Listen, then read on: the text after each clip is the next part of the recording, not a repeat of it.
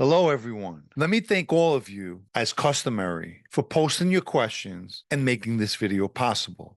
Do you know if the Sicilian Mafia has the same organizational structure as the American Mafia?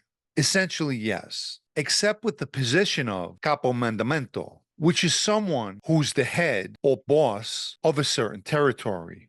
And that area could have three or more families. It's a position that doesn't exist in America and specifically New York.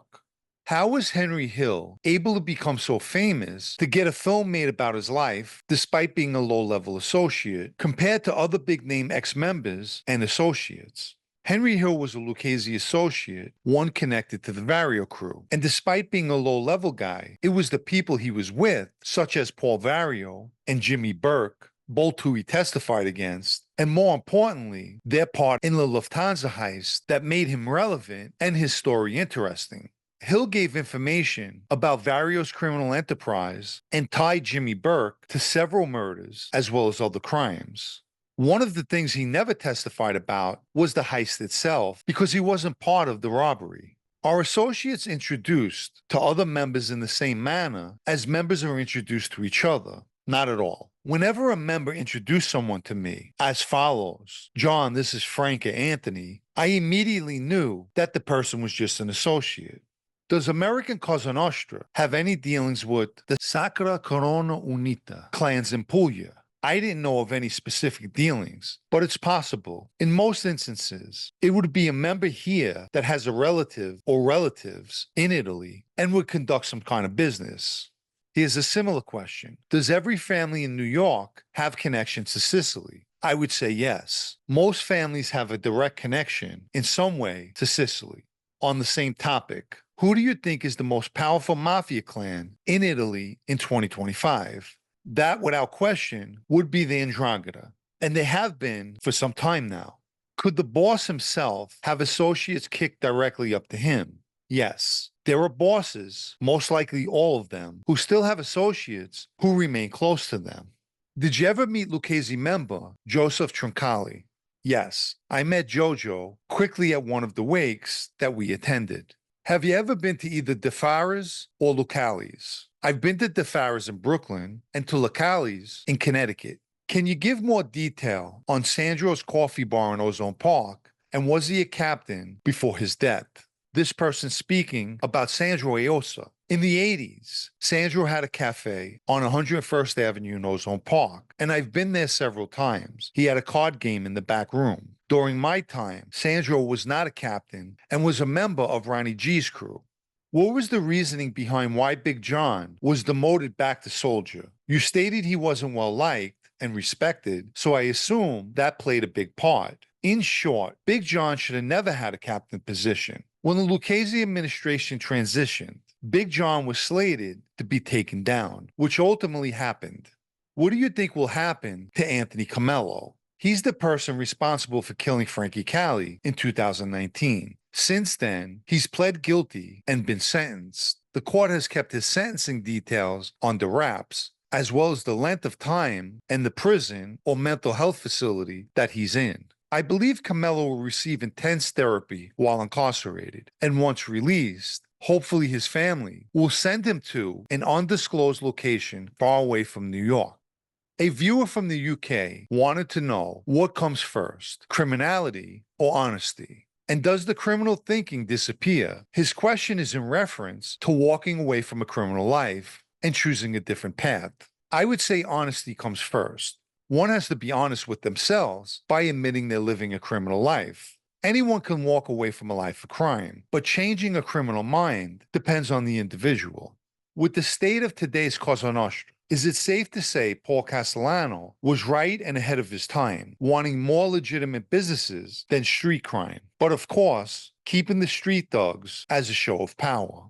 Arguably, Castellano was a shrewd businessman. I think he understood legitimate business was good for several reasons. After all, it was the criminal rackets that had him indicted multiple times. However, if he had any foresight as to what was best business-wise, he possessed zero foresight in how to deal with overambitious captains within his family. When the mob orders you to do some work, not murder, Is it taught to an individual, or is it expected to know how to conduct business upon entering the family? Put it this way, if you have to be taught what to do, you have no business in that life. What happens if you're ordered to do something that you're not comfortable with or do not know how to do? The last part of this question I just answered. If you're not comfortable with something, you better get over it quickly. There was a time I wasn't comfortable, or rather against an assault that didn't sit right with me, but I still tried to get it done. We never did actually commit it, but regardless. This next viewer said, I just rewatched The Irishman. Is there any truth, to your knowledge, to the validity of his outlandish claims? I'm aware that his alleged involvement with the Gallo hit was egregiously overstated and well disproven. Was it all garbage, though? Frank Sheeran, like a lot of guys, claimed to have done things that never took place. And that's the best answer I could give. I heard you mention a few times guys in their life's wives mention things they shouldn't have. How did you deal with that? I listened and forgot about it. At times, we were all guilty of saying things or speaking in earshot of women. So are the women to blame? No.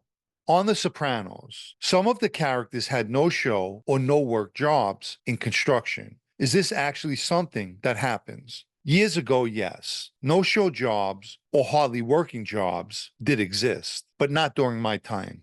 When you were on record and had your safety supervisor's job, did you have to kick up any of that money or could you keep it all? No, my legitimate money was mine, and I was only expected to kick up money that I earned criminally. Do you think Stephen Crea Jr. will be allowed to rejoin the Lucchese family when he's released from prison?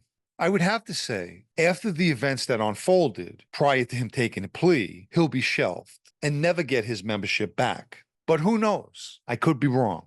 The latest New Jersey bust regarding the Lucchese's, was it just to make headlines and careers, or do you think something else is brewing? Also, what are your thoughts on Zappola's status once he returns? I think the gambling bust was a case put together that snared two captains, one slated for the boss position. Organized crime pinches always make headlines, and there's always something brewing. As for Zappola's status, I'll put it this way. It's not like he's going to be released and become a fireman. He'll either want the top position or he'll pass on it. If you haven't liked this video yet, please take the time now and give it a like, as it helps with YouTube's algorithm. And anyone who'd like to show their appreciation for videos like this or to help me continue making them, you could donate with the Super Thanks icon down below or through the PayPal Cash App links in the video's description. Let me quickly mention my blog, also called Sit Down News, especially for those of you who, like myself, still enjoy reading. It can be found at sitdownnews.com and is a paid subscription. And for the final question, did you always want to be a gangster, or did you dream of becoming something else as a kid? Unfortunately, like many young guys my age and from my era, growing up in both Ozone Park and Howard Beach, being a gangster was high on most of our lists. I would say from a very young age, I admired these guys, began dressing like them, and acting like them as well. There was only one time in high school, our class was drawing the anatomy, and I enjoyed it so much, I thought about what it would be like to become a doctor. I'll end with this. If only I had stuck with that frame of mind.